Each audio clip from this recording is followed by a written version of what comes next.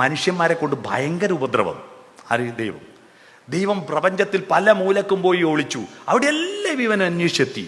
അവസാനം ദൈവത്തിന്റെ സന്തതരായ ഒരാൾ പറഞ്ഞു, നിങ്ങളൊരു സൂത്രം, മനുഷ്യൻ ഒരിക്കലും അന്വേഷിക്കാത്തൊരിടമുണ്ട്, അവിടെ പോയി ഒളിക്ക്, എന്നാൽ പിന്നെ നിങ്ങൾക്ക് ശല്യം ഉണ്ടാവില്ല. അതെവിടെയാ? ഓൻ്റെ ഹൃദയത്തിൽ പോയി ഒളിക്കുക എന്ന് പറഞ്ഞു. അങ്ങനെയാണ് ദൈവം മനുഷ്യന്റെ ഹൃദയത്തിൽ പോയി. ഇവിടെ ദൈവവും വെച്ചിട്ട് പരക്കെ ഓടുകയാ. നമ്മൾ അമ്പലത്തിൽ പോയി തൊഴുമ്പോൾ കയ്യിലെ പ്രധാനപ്പെട്ട വിരൽ ഇതല്ലേ ലൈക്ക് അടിക്കുന്ന വിരൽ, ഇതല്ലേ പഞ്ചായത്ത് പ്രസിഡന്റ്, ബാക്കി 4 മെമ്പർമാരാ. ഈ വിരൽ തൊഴുമ്പോൾ ആ വിരലല്ലേ പ്രധാനം. അങ്ങോട്ട് ഇങ്ങനെയാണോ തൊഴുന്നത്? ഇങ്ങോട്ടാ? ഇവിടെയല്ലേ? ഇവിടെ മാത്രമല്ല, ഇവിടെയുണ്ട്. അതാ തൊഴുതാ ഇങ്ങനെയില്ലേ, മേലെ കാവിലും താഴെക്കാവിലും. ഇവിടെയാണ് ഒരു ദേവൻ വാഴും ക്ഷേത്രം, ഓർമ്മകൾ കുടിയേറും ക്ഷേത്രം, ഉദയം പോലൊളി തൂകും ക്ഷേത്രം, ഹൃദയത്തിലൊരു ക്ഷേത്രം. ഇവിടെ ഉത്സവം നടത്തണം. ഈ ഹൃദയത്തിൽ ആനകളില്ലാതെ അമ്പാരിയില്ലാതെ ആറാട്ടു നടത്താറുണ്ടിവിടെ, സ്വപ്നങ്ങളാഘോഷം നടത്താറുണ്ടിവിടെ, മോഹങ്ങളും മോഹഭംഗങ്ങളും ചേർന്ന് കഥകളിയാടാറുണ്ടിവിടെ, ചിന്തകൾ മുഴുക്കാപ്പു ചാർത്താറുണ്ടിവിടെ, മുറജപമില്ലാത്ത നടപ്പന്തലില്ലാത്ത പഴയ ഗുഹാക്ഷേത്രം, മാനവ ഹൃദയം ദേവാലയം. ഈ ബോധ്യം കുട്ടികളെ പഠിപ്പിക്കേ, ഈ ദേവാലയം തുറക്കാൻ പഠിപ്പിക്കേ. അവിടെയാണ് തിരുഹൃദയം, അവിടെയാണ് ഹനുമാൻ രാമനെ കാട്ടിക്കൊടുത്തത്. രാമ രാമ എന്ന് ജപിക്കുന്നത് രാമന്റെ കൊട്ടാരം അമ്പലം വലുതാവാനല്ല.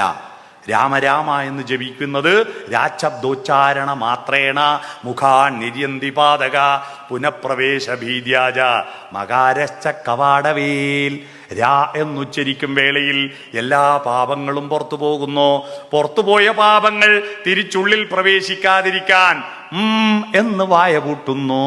രാമ രാമ മന്ത്രത്തിന്റെ അർത്ഥം ഇത് ശുദ്ധീകരിക്കല. മനസ്സിലായോ? ഒന്നും അറിയില്ല.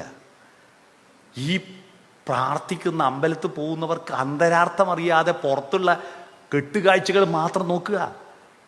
ഹരിവരാസനം വിശ്വമോഹനം കേട്ടിട്ടില്ലേ? ഹരിവരാസനത്തിന്റെ അർത്ഥം അറിയുന്ന ആരും കൊണ്ട് ഇവിടെ ഒന്ന് കൈപൊക്കിയ.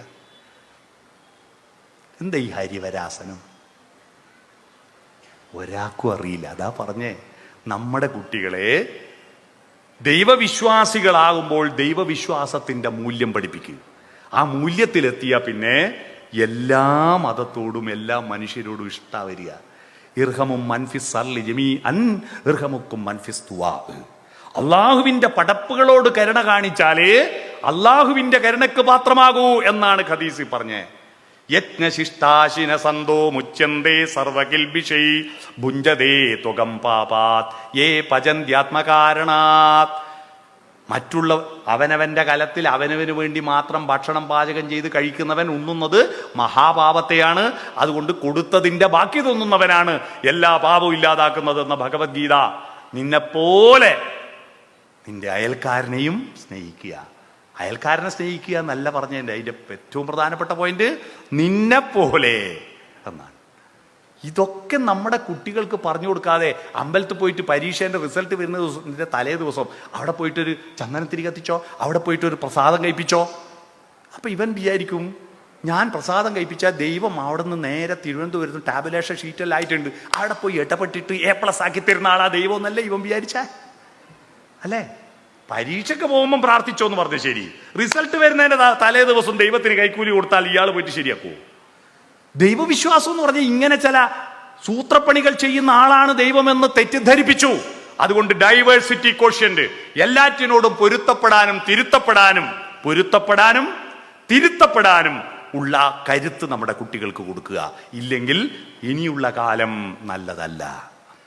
ഇനിയുള്ള കാലം നമ്മുടെ ഭാരതത്തിൽ എന്തൊക്കെയായി ഇനി സംഭവിക്കാൻ പോകുന്നു ആർക്കും പറയാൻ പറ്റാത്തൊരു സാഹചര്യമാണ്.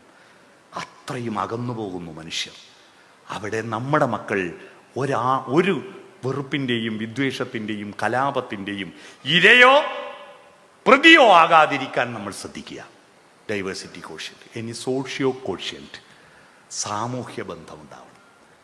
എല്ലാം എൻ്റെ വീട്, എൻ്റെ റോഡ്, മതി. അതിനപ്പുറത്ത് ഞാൻ നേരത്തെ പറഞ്ഞില്ലേ, ഞാൻ എൻ്റെ ശബ്ദം തന്നത് ഈ സമൂഹമാണ്. ഈ സമൂഹം തന്നതാണ് നമുക്കെല്ലാം. ആ സമൂഹത്തിലേക്ക് ഓരോരുത്തരും എല്ലാവർക്കും വേണ്ടി, എല്ലാവരും ഓരോരുത്തർക്കും വേണ്ടി അത്തരത്തിലുള്ള കൂട്ടായ്മ, സാമൂഹ്യ ബന്ധം വേണം. ഇനി അവസാനത്തെ ക്വഷ്യന്റ് എക്കോ ക്വഷ്യന്റ്. എന്തുകൊണ്ടാണ് നമ്മൾ മീട്ടുകൊട്ടയിട്ട?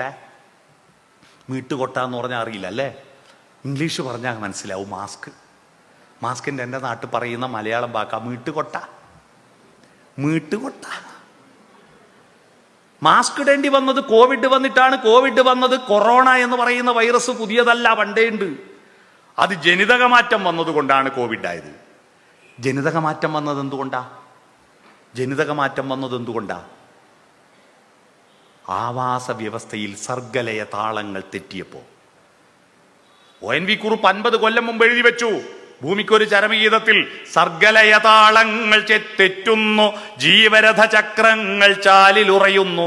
സർഗത്തിന്റെ ലയതാളം തെറ്റിയപ്പോ ജീവരഥ ചക്രം ചാലിലുറയും. നാം മനസ്സിലായോ? ജീവരഥ ചക്രം ചാലിലുറയുന്ന എന്താന്ന് മനസ്സിലായോ? ലോക്ക്ഡൗണ്. എല്ലാം ഉറഞ്ഞു നിന്നുപോയില്ലേ? 50 കൊല്ലം മുമ്പ് ഇയാൾ എഴുതി വെച്ചു. ആവാസ വ്യവസ്ഥ തകർന്നു. ആവാസ വ്യവസ്ഥ തകരാൻ കാരണം കാലാവസ്ഥാ വ്യതിയാനം. കാലാവസ്ഥാ വ്യതിയാനം കാരണം ആഗോളതാപനം. ആഗോളതാപനത്തിന് കാരണം ഹരിതഗൃഹവാതകങ്ങൾ അമിതമായിട്ട് അന്തരീക്ഷത്തിൽ വിട്ടതാണ്. ആര്? നമ്മളല്ലേ, നമ്മളല്ലേ. അപ്പൊ ഈ പ്രകൃതിയെ സ്നേഹിക്കേണ്ടത് ആർക്ക് വേണ്ടിയാ? നമുക്കും നമ്മുടെ അനന്തര തലമുറക്കും വേണ്ടിയാ. ഒരു പ്ലാസ്റ്റിക് കുപ്പി റോഡിൽ വലിച്ചെറിയുമ്പോ അപ്പ പിടിക്കണം ചെവി.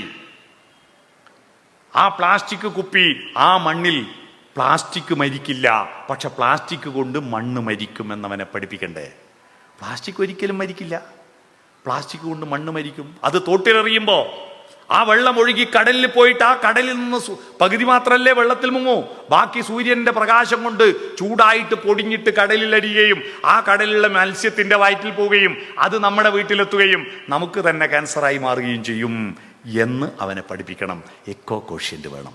അപ്പൊ 7 quotient: IQ intelligence quotient, EQ emotional quotient, PQ passional quotient, SQ spiritual quotient, DQ diversity quotient, SQ socio quotient, EQ eco quotient. ഈ 7 കോഷ്യന്റുകൾ നമ്മുടെ കുട്ടികളിൽ ഉണ്ടാക്കിയെടുക്കാൻ മാഷന്മാർക്ക് മാത്രം കഴിയില്ല. കാരണം അവരെ മുമ്പിൽ 6 മണിക്കൂറാ കുട്ടി കിട്ടുന്ന, ബാക്കി 18 മണിക്കൂറും കുട്ടി നിങ്ങളുടെ വീട്ടിലാണ്. അവിടുന്ന് നിങ്ങളുടെ വാക്ക്, നോക്ക്, നടപ്പ്, എടുപ്പ്, ശബ്ദം, അതൊക്കെ പ്രധാന. കുട്ടി നിങ്ങളുടെ ശബ്ദം, നിങ്ങളുടെ ശബ്ദത്തെ നാദമാക്കൂ. നിങ്ങളുടെ വീട്ടിൽ സ്വൈര്യമുണ്ടാകും. നിങ്ങൾ രാവിലെ ഉപയോഗിക്കുന്ന ശബ്ദം ഏതാ? സ്കൂൾ വണ്ടി വരേണ്ട സമയമായിട്ടും ചെക്കൻ എഴുന്നേറ്റിട്ടില്ല, അടുപ്പത്ത് കറിയൊന്നും ആയിട്ടില്ല, ആകെ ടെൻഷൻ അടിക്കുമ്പോ ചെക്കൻ എഴുന്നേറ്റില്ല. രാവിലെ തന്നെ രാക്ഷസീയമായ ശബ്ദമാ. ഈ ശബ്ദം കേട്ട് അവൻ അന്ന് രാക്ഷസനെയാവൂ. കുട്ടികളെ ഉണർത്താൻ 10ാം ക്ലാസ് വരെ കുട്ടികളെ ഉണർത്താൻ അടുത്തു പോയിരുന്നിട്ട് അവന്റെ നെറ്റിയിൽ വീണിരിക്കുന്ന മുടിയിഴകളൊന്ന് മാടി ഒതുക്കിയിട്ട് അവനെ ഒന്ന് ശരീരത്തിൽ കൈവെക്ക്, എന്നിട്ട് മോനെ ഒരു ലൈവിലെ ആ വിളിക്കണം. ഡാ എന്നും അല്ല, മോനെ, മോളെ, മെല്ലെ വിളിച്ചുണർത്ത്. പ്രഭാതത്തെ കാട്ടിക്കൊടുക്ക്. രാവിലെ തന്നെ കോലാഹല വീടാകരുത്, സമാധാന വീടാക്. അത്തരത്തിൽ നമ്മുടെ കുട്ടികളെ കാം ആൻഡ് ക്വയറ്റാക്കി വളർത്തിയെടുക്ക്. അവര് നിങ്ങൾ മനസ്സിലാക്കണം, അവർ നിങ്ങളുടെ അടിമകളല്ല. ഓരോ കുട്ടിയും ഒരു വ്യക്തിത്വത്തിന്റെ പ്രസ്ഥാനമാണ്. അതുകൊണ്ട് നിങ്ങൾ പറയുന്ന അനുസരിച്ചോളണമെന്ന് ചിലപ്പോൾ പറയേണ്ടി വരും, പക്ഷെ എപ്പോഴും അടിമയാക്കരുത്. ഞാൻ ചില രക്ഷിതാക്കളുടെ വീട്ടിൽ നിന്നുള്ള കുട്ടികളോടുള്ള പെരുമാറ്റം കാണുമ്പോൾ ഞാൻ ചിലപ്പോൾ ചിന്തിക്കാറുണ്ട്, ഈ കുട്ടികൾ പോയിട്ട് വീണ്ടും ഈ വീട്ടിൽ തിരിച്ചു വരുന്നതിന്റെ കാരണം എന്താണെന്നറിയോ? വേറെ പോവാൻ സ്ഥലമില്ല എന്നിട്ടാ.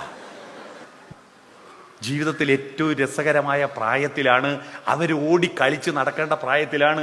ഈ ക്ലാസ് റൂമിന്റെ ചുമരുകൾക്കുള്ളിൽ അവർ 6 മണിക്കൂർ ഇരുന്ന് തരുന്നില്ലേ? അവര് പരീക്ഷ എഴുതി തരുന്നില്ലേ? എന്നിട്ടും അവരെ വീണ്ടും വീണ്ടും പീഡിപ്പിച്ചിട്ട് ഉപദ്രവിച്ചിട്ട് അവരുടെ ബാല്യത്തിന്റെ ആസ്വാദ്യത കയ്യെത്തും ദൂരെ ഒരു കുട്ടിക്കാലം, മഴവെള്ളം പോലെ ഒരു കുട്ടിക്കാലം. അവർക്ക് ആ സമയത്ത് ആ കുട്ടിക്കാലം കൊടുക്ക്, ആ കുട്ടിക്കാലം അവർക്ക് കൊടുക്ക്, ആസ്വദിക്കാൻ കൊടുക്ക്. അല്ലാതെ ഇങ്ങനെ ചട്ടവട്ടങ്ങൾക്കുള്ളിൽ ഞെരിഞ്ഞ് അമരുന്നതാവരുത്. ഞാനിപ്പോ ചിന്തിക്കാറുണ്ട്, ഇപ്പോ